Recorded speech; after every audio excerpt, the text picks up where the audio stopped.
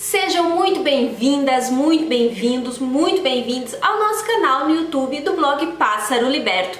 Eu sou a Lu Caroline e eu trouxe para vocês essa semana mais uma resenha de uma obra nacional contemporânea que vale muito a pena conhecer. O livro que eu escolhi para resenhar esse mês se chama Tia Ciata e um Sonho de Menina. É uma obra produzida para uma coleção da Bahia, que se chama Coleção Eu Vim da Bahia. Então são 6 títulos ao todo e eles, de uma forma lúdica, voltada para um público infanto-juvenil, eles abordam personagens históricos que foram importantes nacionalmente e que são da Bahia, que fazem um resgate histórico e patrimonial desse estado que é tão rico culturalmente, não é mesmo? Então o livro, ele tem as ilustrações do Paulo Rufino e ele é escrito pela Lena Luiz. Vou mostrar aqui um pouquinho para vocês. São vários desenhos que compõem a obra. Esse projeto é de 2015, o livro ao todo tem 31 páginas, é uma leitura super rápida e super gostosa de fazer.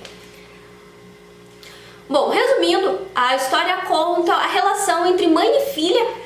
São duas personagens negras em que a menina está contando para a mãe que ela descobriu a história da Tia Ciata, que é uma grande mulher que foi muito importante para a história do samba e para a história da cultura brasileira. E a menina então está contando a história da Tia Ciata para a mãe dela, está fazendo todo esse resgate que ela descobriu com a história da cultura brasileira. A Tia Ciata foi uma baiana muito importante para a construção do samba no Rio de Janeiro. Era na casa dela que aconteciam as rodas de samba, mesmo elas sendo proibidas no país, e ela carrega então todo esse caráter. O primeiro samba gravado brasileiro, que é o samba no telefone, ele foi escrito, produzido na casa da Tia Ciata, e a menina então conta essa história para a mãe, falando um pouquinho sobre a ancestralidade, sobre a importância da gente redescobrir e recontar a história dos negros brasileiros, para além daquela clássica história que a gente aprende na escola e que a gente repetiu por muitos anos do negro escravizado, né? Não se questione para se brincar. Ai, ai, ai, é deixar mágoas pra trás, oh rapaz. Ai, ai, ai, fica triste se é capaz de velar. Ai, ai, ai, é deixar mágoas pra trás, oh rapaz. Ai, ai, ai, fica triste se é capaz de velar. Como eu disse, os personagens principais são mãe e filha, o que na minha leitura representou a escolha dessas duas personagens pela autora não foi por acaso, porque acaba representando o laço da ancestralidade da história africana, que foi interrompida de uma forma genocida quando esses negros foram tirados dos seus países de origem, foram tirados do continente africano e foram trazidos à força para o Brasil para serem escravizados. Genocida como o atual governo brasileiro? Sim, genocida. A história que a menina conta para a mãe é sobre comida, poesia e fé, como ela coloca. E ela vai tratar então da beleza da cultura negra e da cultura afro-brasileira dentro da história do nosso país. Esse é o grande tema do livro. E é por isso a importância da gente retratar de outra forma, principalmente para as crianças que são o público-alvo desse livro, a história dos negros afro-brasileiros. Porque a gente tem um outro olhar para além desse olhar do escravo, esse olhar de todo o estigma, de todo o preconceito que a cultura brasileira carregou por anos dos e sobre os negros. Então, como eu disse, é uma forma da gente redescobrir a história dos negros, redescobrir a origem da cultura negra brasileira para além do preconceito, das histórias de preconceito que a gente aprende durante muitos anos. As personagens principais, elas têm um contraste. Na mãe, uma tristeza, uma melancolia, um desânimo, e a filha tem muito otimismo quando ela conta a história da Tia Ciata. Ela está muito animada, ela está muito feliz e ela está pronta para mudar aquela tristeza, aquela melancolia da mãe.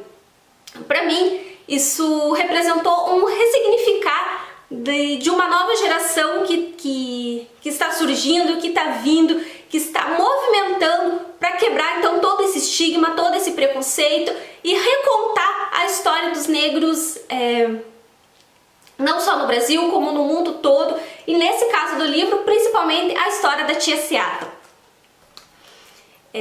Então, para mim, o fato de ser uma menina e dela contrastar com um sentimento melancólico e triste da mãe é o que carrega na minha leitura esse sentido de ressignificar o que é ser negro no Brasil e a relação dela com a própria negritude. Porque a mudança e a esperança têm a cara da mulher negra, Marielle presente.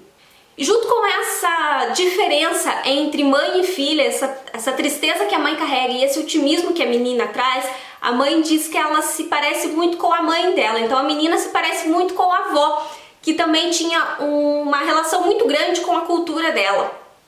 Isso representa a importância da ancestralidade dentro da história africana, dentro da cultura negra. A menina faz um resgate da ancestralidade na família dela e é esse resgate, essa relação dela com a Bisa, esse parecer-se com a avó dela que traz essa nova cara para ela, traz essa esperança, traz esse otimismo e traz essa vontade que ela tem de contar a história dos negros no Brasil. Essa perspectiva de usar a voz de uma criança, usar a inocência do olhar de uma criança para falar de temas tão importantes como a representatividade, como o combate ao preconceito, como o ressignificar da história afro-brasileira, ela também está presente na obra As Bonecas Negras de Lara, da professora Aparecida de Jesus Ferreira, que é a professora que dá nome à nossa biblioteca solidária aqui em Ponta Grossa. Nesse livro também é uma criança que vai contar para os seus amigos a história das bonecas Abayomi e traz também então a importância de tratar esse tema de uma forma lúdica, de uma forma divertida, para poder trazer à tona essas histórias, principalmente para as crianças e para as crianças negras. Os dois livros que eu citei no vídeo de hoje, eles pertencem ao acervo da Biblioteca Solidária, eles estão disponíveis, esperamos que em breve, assim que a pandemia passar, assim que for seguro estarmos presentes novamente, juntos, esperamos que vocês possam ir lá conhecer o nosso acervo e conhecer essas duas obras. Para quem quiser saber mais sobre a história das bonecas negras de Lara, no nosso blog tem uma resenha que a gente escreveu há um tempo atrás já, contando um pouquinho dessa história. As duas obras, tanto a da professora Cida quanto a história da tia Seata, são obras produzidas para crianças, a partir do olhar de uma criança, para dizer que está tudo bem com a negritude delas, para dizer que o cabelo que lhe cai como uma coroa é lindo e que elas têm que principalmente amar a própria história e a própria cor. E para encerrar então o vídeo de hoje, eu vou ler um trechinho da obra da tia Seata e Um Sonho de Menina para vocês, só para deixar com vontade de ler a obra toda. E a mãe da menina continuava a pensar no que teria feito a sua filha remexer esse baú de memórias, esse local que guarda tantas lembranças, que gostaríamos de enterrar para sempre, mas não saía de sua cabeça a semelhança dos comportamentos, a menina e sua Bisa. Quem sabe ela não tem razão, quem sabe já não esteja na hora de rever tudo isso? E ficou orgulhosa da filha. Ela era corajosa. Então o samba nasceu na casa de tia Seata? Mais ou menos, mãe. Na verdade, o movimento em torno do samba contou com muitos nomes, como Pixinguinha, Donga, João da Baiana e o Heitor dos Prazeres, que ainda crianças frequentavam as rodas de samba na casa de tia Seata. Aprenderam as tradições musicais da Bahia e posteriormente deram o tom do samba carioca. País, pra não tornar